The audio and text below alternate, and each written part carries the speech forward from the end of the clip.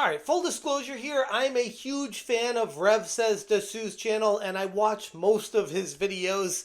And what just transpired here between the Warhorse co-founder and how he labeled Rev as a grifter was probably one of the dumbest moves you could do right before a game comes out. What's going on, guys? Welcome to another episode of Smash JT.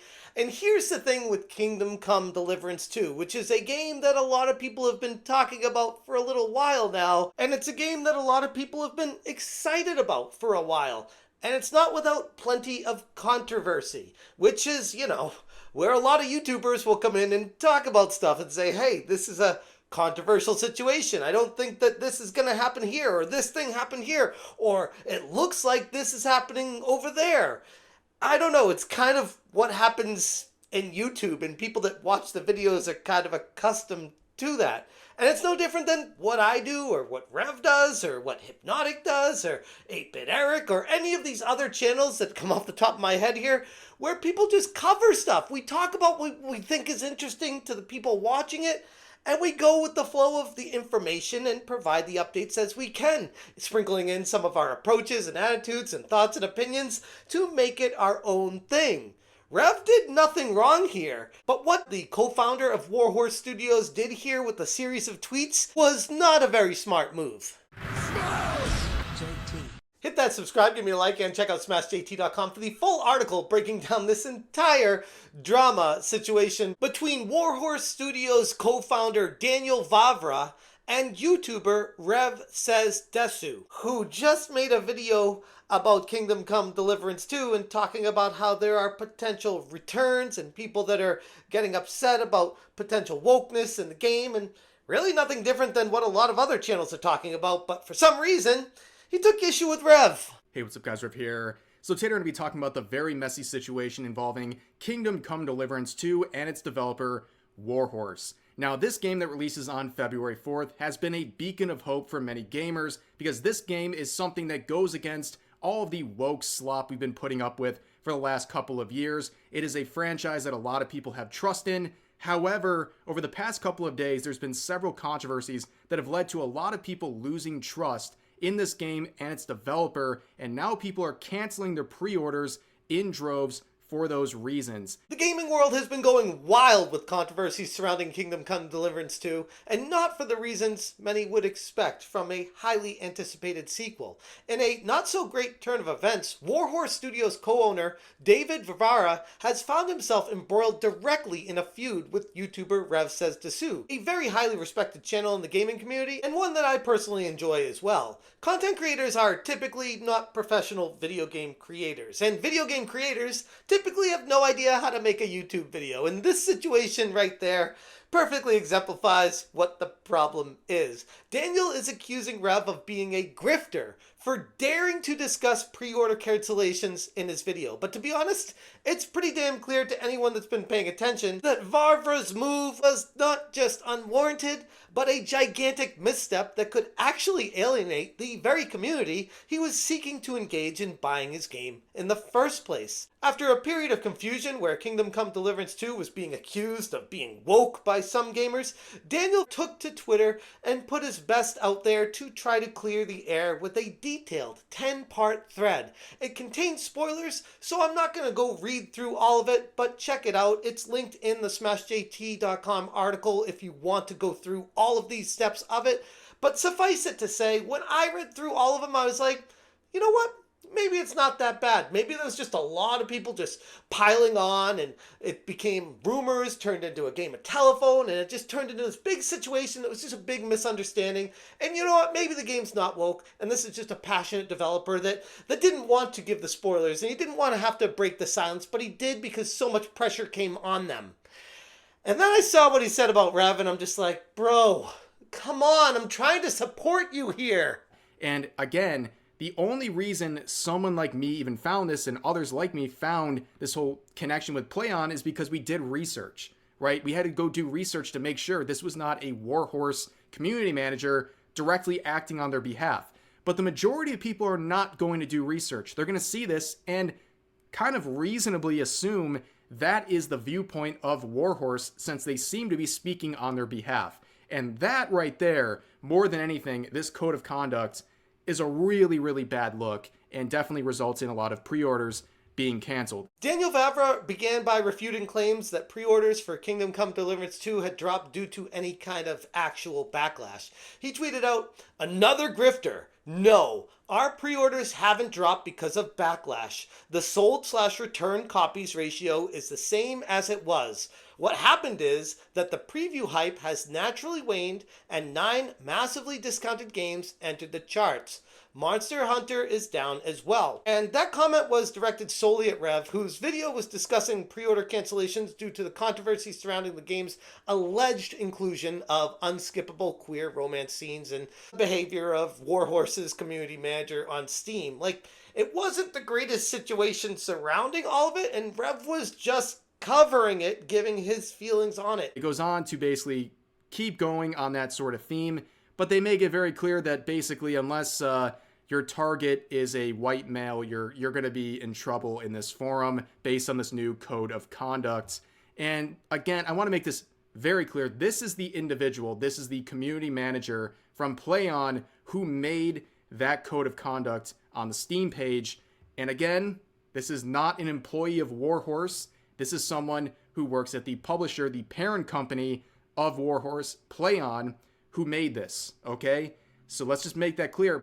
And honestly, I didn't hear anything off or wrong or untruthful. But the issue that happened here is there was no answer from Warhorse or Vávra or anyone about this code of conduct. Here's the story.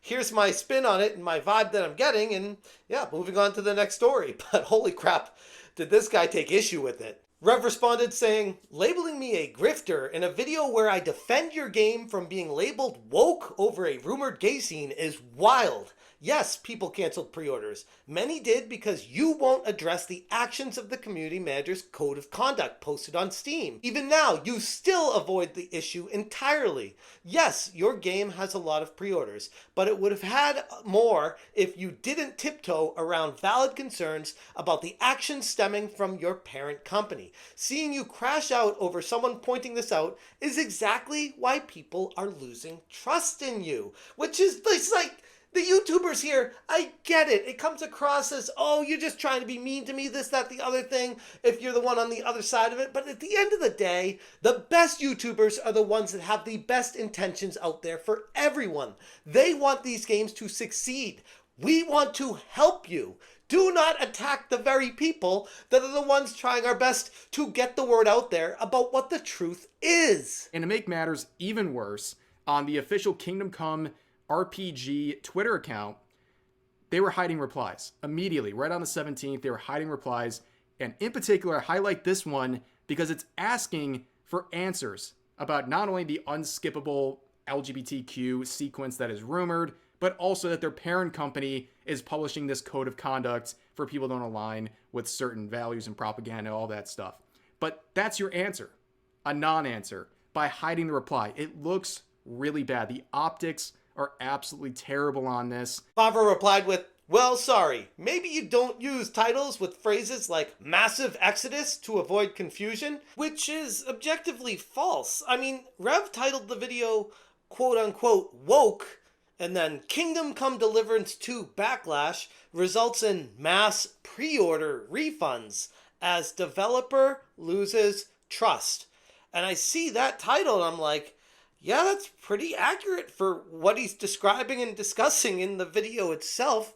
Not really sure how you could take an issue on that, much less go after someone on X, creating a public spat for all to see. But I guess I shouldn't be all that surprised these days. And Rev said, "I didn't use that phrase. You have the data for pre-order cancellations. I do not.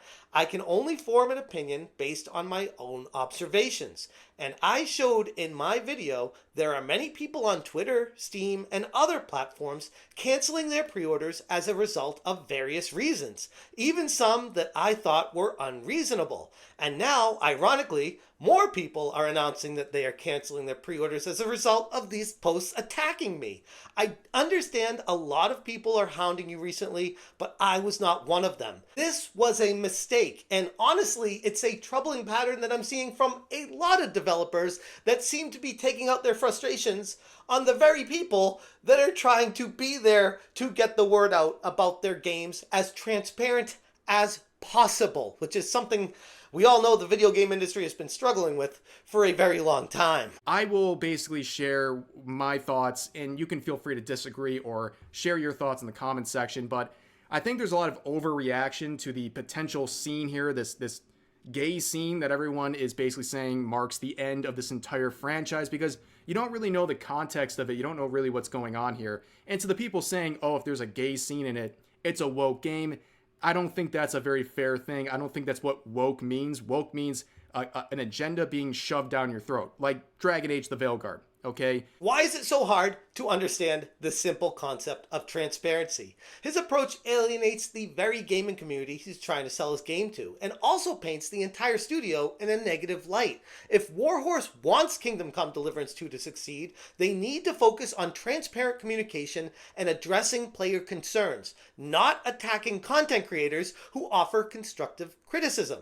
I'm actually legitimately in shock that this even happened. This is one of the most ridiculous situations I've seen from a developer lashing out at a YouTuber for simply covering a topic. Like, I'm sure there are plenty that have happened in the past, but this one stands out because it's just so unnecessary. There's nothing that Rev did that deserved this kind of attack back on him. It caught me completely off guard. Daniel Vávra's attack on Rev is a big misstep that now brings even further backlash against Kingdom Come Deliverance 2. Instead of fostering dialogue between the two, Vávra has chosen confrontation, a move that will backfire as players and content creators rally behind Rev.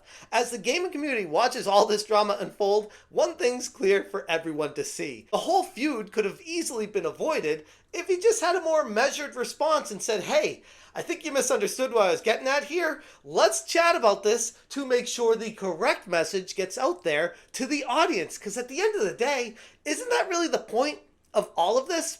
I don't know. I'd like to think that. Anyways, I'm going to leave it there. If you guys want more information, check out smashjt.com. I will link this article in the description below. If you appreciate what I'm doing, hit that join button. Thank you so much for watching, and as always, you stay smashing. Now let's talk about why this studio is so revered amongst gamers. Well, when its first game came out, it was hit with an absolute barrage of cancel culture from the gaming industry, where you had members of the industry as well as games journalists launching a coordinated crusade to cancel Warhorse, the developer of this game, as well as its creator, Daniel Vávra. Smash JT. Smash JT. Smash JT. Smash JT.